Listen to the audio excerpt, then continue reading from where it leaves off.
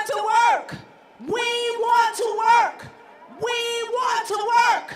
Hey, hey, ho, ho. Sequestration's got to go. Hey, hey, ho, ho. Sequestration's got to go. Hey, hey, ho, ho. Sequestration's got to go. With the total IRS sequestration, that will cost the U.S. government over $4 billion in revenue. So you're going to save $125 to $175 million and cost the U.S. government in revenue through the IRS over $4 billion. We're calling on Congress, please stop and show that you care. Stop the sequestration. It's not helping anybody. It's a really bad situation. It's not the way to cut the deficit by cutting the people who bring in the money. We need them to show that they care about federal employees and their families and the work they do for this country. We are here today to make our voices heard. The situation that we face is unprecedented in the history of modern government. It is called sequestration, and it is just a fancy word for Congress's failure to do its job. That's right. And because Congress failed to do its job, now you are being prevented from doing your jobs. And that is unacceptable, absolutely unacceptable. More than 115,000 NTEU members are facing unpaid furloughs, lost wages of between 5 and 14 days between now and September 30th. Federal employees want to be able to come to work and to do the jobs that we were hired and trained to do on behalf of the American public. We are here today to say, we want to work. We want to work. We want to work. We want to work. We want to work. The IRS collects the money that funds every other agency, but the IRS is operating with 3,800 fewer employees than just 1 year ago. 3,800. We're not able to provide the level of customer service taxpayers need and deserve. Hold times on 800 lines are very long, and taxpayers get frustrated. Too often, they hang up and don't get the help they need to be compliant taxpayers. Identity theft cases take way too long to resolve, making victims of identity theft wait to receive their refunds. We have, and we will continue to do our jobs. Now we just need Congress to do their jobs. They need to stop the sequester. They need to stop the furloughs. For the first time in modern history, the IRS will close its doors during the regular business week for at least 5 days and possibly 7. Beginning on May 24th, IRS employees will be furloughed without pay.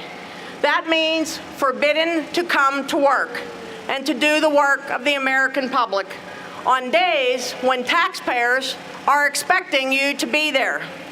And your time means money for the government. As we've heard, for every dollar spent on the IRS, I prefer to think of it as every dollar invested in the IRS, you bring back at least $7 to the United States Treasury. $1 investment, $7 return. Now, forcing you to take unpaid furlough days means that you won't be able to collect taxes that are owed to the government. Sequestration cuts to the IRS alone are going to increase the deficit by over $4 billion. There is no savings to the American public when the IRS is closed. No savings at all. But that's not all. Customs and Border Protection employees, who are the law enforcement personnel that guard our borders against terrorists, they seize illegal drugs and weapons. They facilitate trade and travel. They are being furloughed for as many as 14 unpaid days. 14 days. At Customs and Border Protection, we're responsible for processing people and cargo coming into the United States. We look for and stop potential terrorists and weapons designed to damage our country. We look for illegal drugs, illegal immigrants, bugs and pests that could harm our agricultural system, and counterfeit merchandise. We collect revenue Customs and Border Protection officers at JFK were responsible for catching the Times Square bomber.